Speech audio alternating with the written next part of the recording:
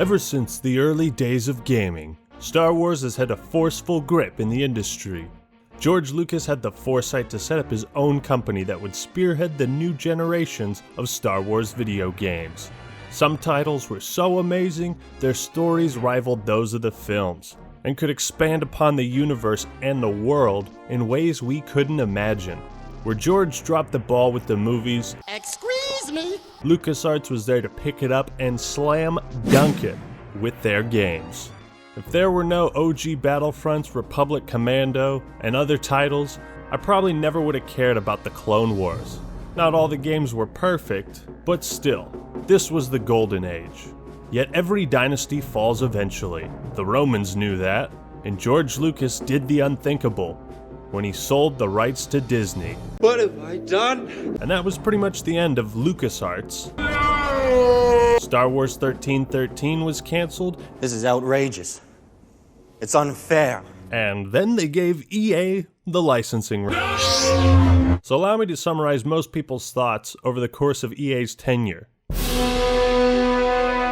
Jesus Christ, a new Battlefront with the Frostbite engine? Oh my god, Darth Vader and Luke Skywalker. Baby, I can't wait for this. This game is trash. It's absolutely nothing like the older games. What the fuck? Where is all the content? Is BioWare still working on that MMORPG? I wish they made KOTOR 3 instead. Jesus Christ, a new Battlefront with the Frostbite engine? No. I'm gonna see how this plays out.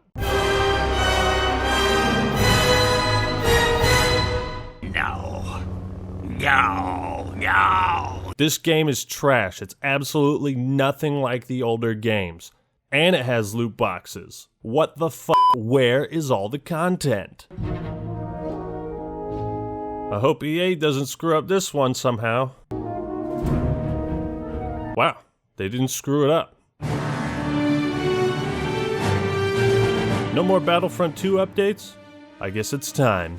I've extensively covered this game since its reveal. We got like a whole saga of videos, which you can check out a playlist in the description. Keep in mind, with every major update, I've consistently gotten requests to return to the Battlefront.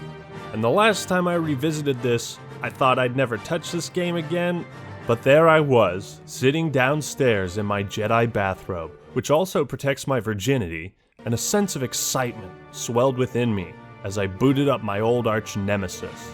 And I was reminded of something I heard long ago.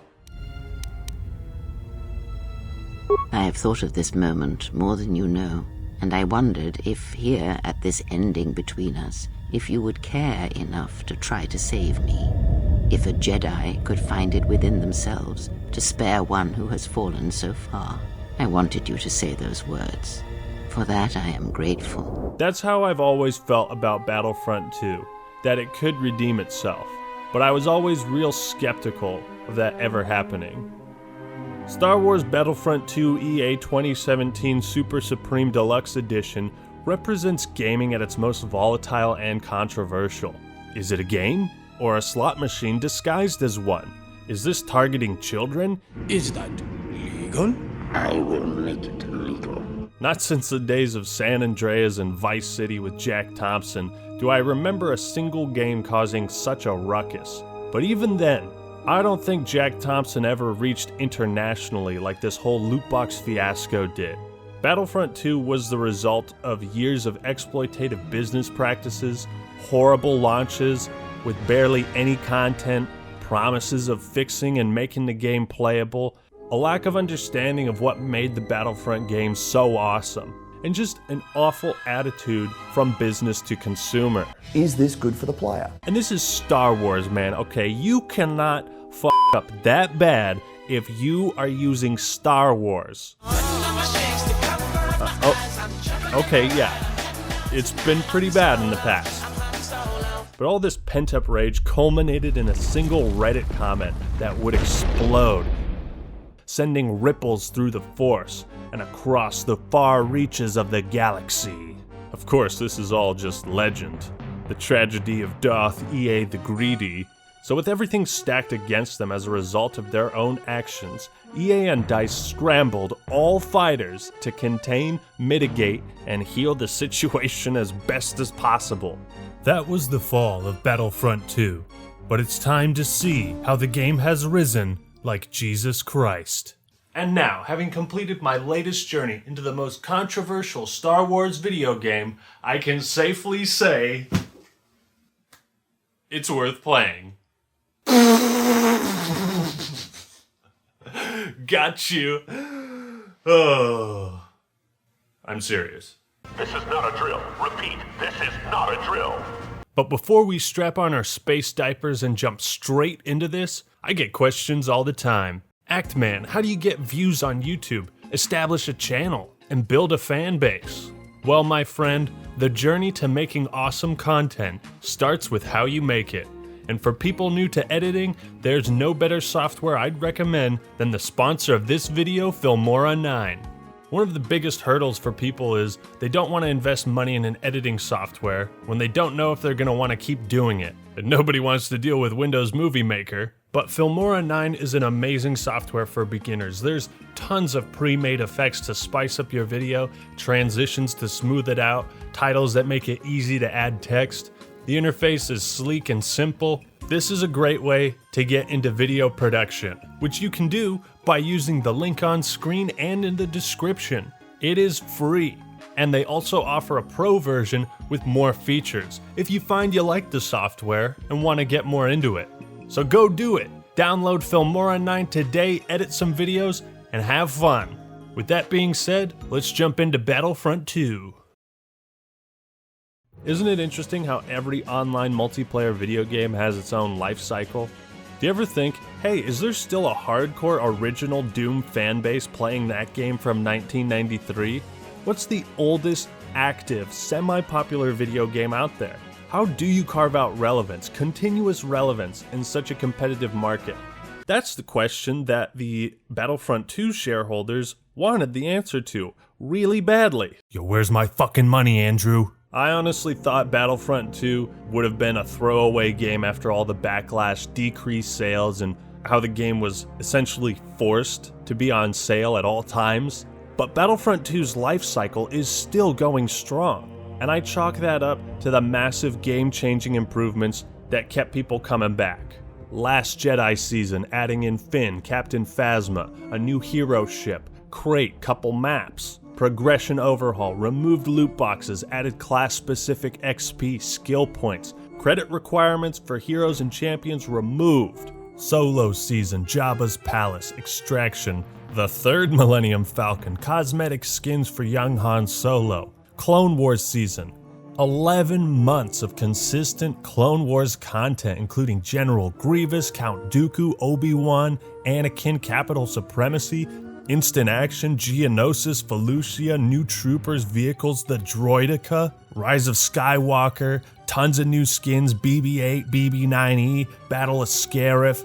These are just some of the core highlights. There's way more.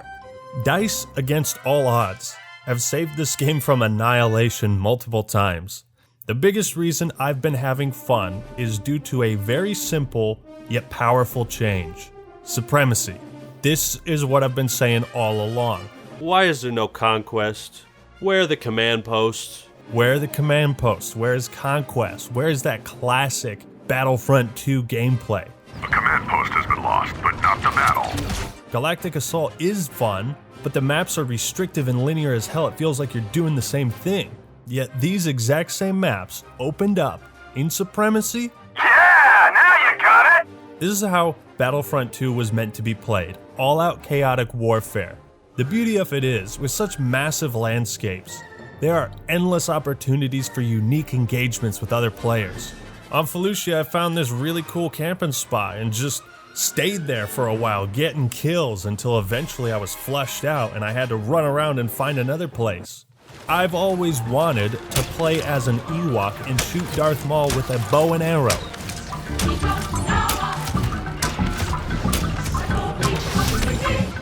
I mean, you could do things like sneak through the enemy's forces in Supremacy, where there are kill barriers in Galactic Assault.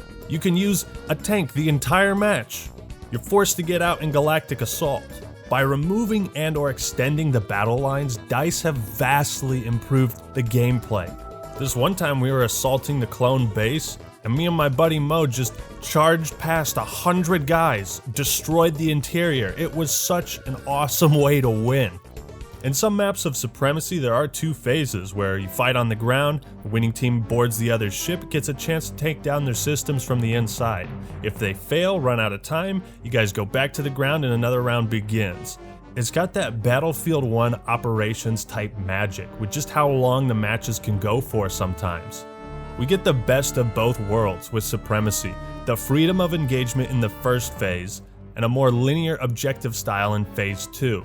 What's great about Conquest and Command Posts is it gives every single player at least 5 things to go do. Players can choose any one of them, and they're bound to find some action there. You had so few options before, and now you have so many. Did I mention they also added in bots on the ground? You might remember these guys were only in Starfighter Assault for some reason, but now battles feel way larger than they used to. The great thing about Battlefront games is even if you weren't good against other players, the bots gave every person, regardless of skill, something to shoot at. What Battlefront 2 has achieved is recreating what made the original game so fun in a modern version, and that's all I've really asked for.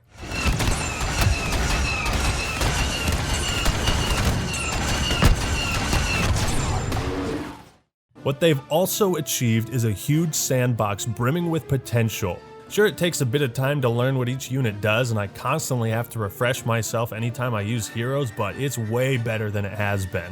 It is an immense task to properly represent all 3 eras of Star Wars equally, and over time DICE has done a great job of that. At launch there were 2 prequel heroes. Now look, isn't it as beautiful as Chancellor Palpatine?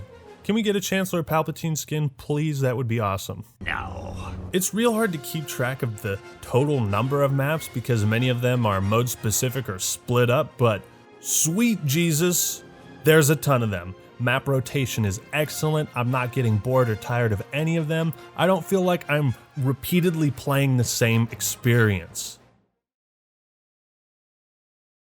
A ferocious fight between good and evil. In the thick of the Clone Wars, the forces of the Galactic Republic and the Separatists clash in a high-stakes tug-of-war. Initially, Battlefront 2 didn't have much Star Wars magic. You know, those moments that tickle you on the inside and bring out the most carefree, fun-loving parts of ourselves. Watch out! Watch out! Watch out! Watch out! This game was muddled by controversy. It felt very corporatized, like nobody was really listening to what people wanted. But with every update, the game got more love in terms of like character skins, emotes, voice lines, references, those things that make you glad you're a Star Wars fan. There is no emotion, there is peace. Familiar quotes have re-emerged, giving me the biggest nostalgia boner you can imagine. Just like the simulation. Banter between the heroes and villains is so awesome to hear in the moment, even if it's just Finn and Captain Phasma talking shit. FN 2187 spotted. Concentrate fire on him. The name's Finn. Who's in charge now, Phasma? Traitorous whelp. Whatever you call yourself, you are FN 2187. With a game as vast as Battlefront, it's about the variety of encounters. Emotes represent classic character moments from the films, outfits for all heroes and classes allow you to express yourself fashionably. What I remember about the rise of the Empire is how quiet it was.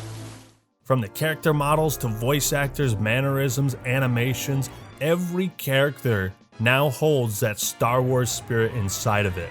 And you gotta respect some of the original voice actors from the films and Clone Wars series reprising their roles in this game. It makes it feel authentic. There's no better fit for the job. Microtransactions still exist, but it's just buying crystals to buy skins and whatnot. I'm totally fine with this as you get pretty good amounts of credits each match. I don't know if I pointed this out, but the voice announcers are also really good. Ship lost. All units evacuate. This is all your fault. Hey, you can't talk to me like that. I can't tell you how hyped I was when I dropped into a match on Camino and I saw Delta Squad forming up. Oh, yes! Holy shit! Who's next, huh? Who's next? A clone commando?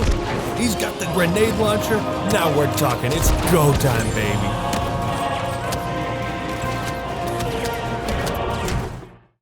For me personally, moments like these make for immense fan service, reconnecting me to the Star Wars franchise. The fact that DICE even gave a shit about Republic Commando, it warms my heart, and it was really in the heart of these updates that Battlefront 2 extended its life cycle. 28 updates over the course of 26 months, almost a major update every month. Each were substantial, representing the movies. I mean, this is now the game for Star Wars fans. I feel I've been overly harsh towards the gameplay in the past, maybe due in part to nostalgia, but most of my complaints honestly come down to preference. I don't like how every weapon has the same battery charge mechanic attached to it. It makes Battlefront 2 more casual, yeah, and also allows players to continue fighting and not necessarily worry about ammo. That's kinda cool. Lightsaber combat is kind of a clusterfuck of just mashing buttons. Vehicles can be extremely janky and sometimes the map design doesn't accommodate them well. Speeder vehicles suck pretty bad. I hate this shit when you can't aim at half the things you'll want to shoot. There aren't many weapons for the base classes and even fewer attachments. No feasible way to level up heroes without sweating your nuts off in heroes versus villains.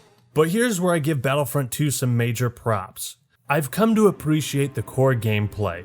Everything from the hitboxes, time to kill, weapon recoil, rolling, aiming, special abilities, it feels tight, precise, and fluid. Swapping between first and third perspectives is seamless, can give you a tactical advantage at times, whereas in the original you had to go into the menu and even then first person looked pretty ghetto. Didn't even have reload animations. The core gameplay has always felt janky and a bit glitchy, it still is. Maybe it's just the engine. I mean, Battlefield 1 wasn't perfect either, but in most cases it's forgivable. Most. Movement, sprinting, shooting all feel exceptional, even though the base classes are somewhat limited in loadout choices. Every operator brings something to the table. It's really in the strategies you develop by yourself or with a squad that gives BF2 its skill gap. This game is visually stunning, top of the line, even 2.5 years after release. There's so much blaster fire, explosions, and craziness happening all at once. I remember I was playing a match on Haas, shooting from a turret, and when I missed, it was cool to see an explosion way in the background. It gave depth to the area I was fighting in. Star cards still give players a big time advantage, but there was only so much they could do to improve this system. Star cards were too far integrated to rip out. Between everything, there's a total of 138 star cards to equip, and it's still a nightmare keeping tabs on everything with your weapons, heroes, special units, yet also creates a seemingly endless grind, so there is that. The user interface is still unintuitive. You can't unlock new star cards in the middle of a match. You have to go to the main menu to do that. When you look at weapon challenges, it just says, available in milestones. Now, you also no longer have to manually claim challenges, which is again just like another why would you do that sort of thing. And quite possibly the most annoying aspect of Battlefront 2 was its horrific lag and busted ass servers. Rarely does the game stutter or become unplayable due to lag. I think I've only seen that in 2 matches and it was very short. Space battles are still a major highlight. Again, even if you aren't getting kills, playing the objective allows you to feel like you have an impact on the outcome of a match. Flight controls are so awesome. It feels like a separate game, to be honest. I'll try spinning, that's a good trick. I especially love the map with the shield generators and everything, such a great gimmick. Creates safe barriers and it's a lot of fun to play around. Also, like any Battlefield game, people just wait until they can play as a hero. So even if you're doing really well, you can have a match where you don't even play as one. And sometimes you can keep spawning as a hero endlessly because you've got tabs on it. You know, balancing is difficult for a beast like this. I've seen a lot of people complain about heroes being overpowered and this, and that, but they're supposed to be. You know, sometimes you just gotta bite the bullet against a hero or something. And other times, I've killed a hero outright, or at least did some serious damage. Look at how I destroyed this BB-8 here. I am such a pro gamer. Obviously, the best players with max star cards are still gonna sweep the game, but the point is, you feel like you can still contribute. To me, everything feels a little overpowered when I'm using it. Battlefront 2 may not be the masterpiece we all wanted it to be, but content-wise, it's what I'd hoped for. But you don't just have to take my word for it. I brought on an expert. Zanman, take it away. Yeah, hi, thanks for having me. Yeah, this game's pretty good now. It sucked before, now it doesn't. I mean, look, this is the hero screen before, now it's this. That's just one example. If you ask me, this game's one of the best AAA titles on the market right now. It's cheap and it has so much content, although about half of it is polished. But unfortunately, all good things must come to an end. And you know what? I'm kinda relieved. I've been playing Battlefront 2 for 3 years. It's a great game, but maybe I want to play something else, huh? Maybe Could you stick to the lines, man? Shut up. You invited me here, and I'm not even getting paid. I will torpedo this fucking interview. Cutting it. Well, we've tackled the fall and rise of Battlefront 2. But now I want to address the people who are upset that this is the end. The die-hard fans who persisted and stuck with this game. I don't judge you at all for that. In fact, I think it's commendable because without you, this game wouldn't have gotten a second chance. But look, I understand there are so many characters, units, and maps they could have added. I understand this might be your favorite game and you don't want to see support die, and with it, the player base. Make no mistake, Battlefront 2 is way different now. And when I think of all the resources and time, money, energy spent creating what is essentially free content for everyone who owns the game, I applaud DICE for sticking with this so far. Isn't it funny that people petitioned to have this game canceled or something like that, and now they're petitioning for more updates? The turnaround has been astronomical. This is not the same monster that tried to invade our wallets 3 years ago, and my boy Stephen Ford sums it up perfectly. It's time for something new. It sounds like DICE is pulling everyone together to focus on a brand new Battlefield set for 2021. With no mention of a new Star Wars game yet. Now, just because I see Battlefront 2 in a different light does not mean I would be okay with anything like this ever again. If DICE and EA don't learn from the mistakes they made with both of these titles, then I'm afraid we might be doomed to another decade of mediocre, unsatisfying Star Wars games. At this point, I'm going to throw in my 2 cents on what I would have liked to see most in Battlefront 2. You know, the original BF2 was magical. It had the perfect blend of chaotic fun and strategic shooting. The wide array of content was just unmatched. I've always felt like the 2005 version held the keys, the blueprint to the successful, perfect Battlefront formula. You follow the features of that game, you can't go wrong. Magna Guards would have been pretty fucking dope. 2017 is definitely a more refined game overall. Yet, Galactic Assault and Space Battles never got a map with ship-to-ship boarding, or had vehicles with multiple players, which again is why things like the Warthog are so fun, is because you're driving with a friend or someone else. Multi-passenger vehicles add a layer of cooperation and strategy. Ewok Hunt is a great idea, but loses appeal real fast as each match is only one round, and there's so little action. I would have loved a dedicated hunt playlist with all the gimmicky matchups like Tusken Raiders versus Jawas, Wampas versus Rebels, Gungans versus Droids. Custom games would have been awesome as well. Even if you had to pay to rent a server, I would love to do that for some big-ass custom game nights. And this clip from Thrillseeker15 on Reddit showcases a chaotic version of heroes versus villains in a 32v32 matchup. And it's so reminiscent of the classic version, which was surprisingly fun, yet not balanced at all. There's no end to the features DICE could have added, yet I think where we stand now is definitely on the high ground. It's been a long, wild ride with Star Wars Battlefront 2 EA, and now, at the end of all things, I can honestly say I'm having fun. I have a newfound appreciation for the game and everything it offers. All the fiascos and controversies seem to be a thing of the past. We won't forget them, but at least now I can enjoy this game like I always wanted to. And I never want to see another Star Wars game launch like this ever again. I don't want Star Wars or any video games to rely so much on post-launch support, because that's only good for the people that stick around in the long term. Several core issues I have are still there. I'm willing to overlook some of them, but for what it's worth, this is as close as any game has ever gotten to recreating the magic of the original Battlefront games. Even without all the potential features we wanted but will never get to see, Battlefront 2 feels completed. It's not a 10 out of 10, but it's complete. We had a long drought of Star Wars gaming experiences throughout EA's tenure, but with Fallen Order and the end of Star Wars Battlefront 2, the future is looking bright. Until Disney extends the licensing deal with EA and we go through this for another 10 years.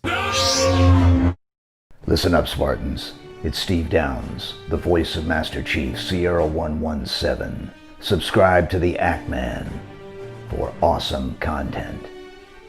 And finish the fight. Master Chief, out.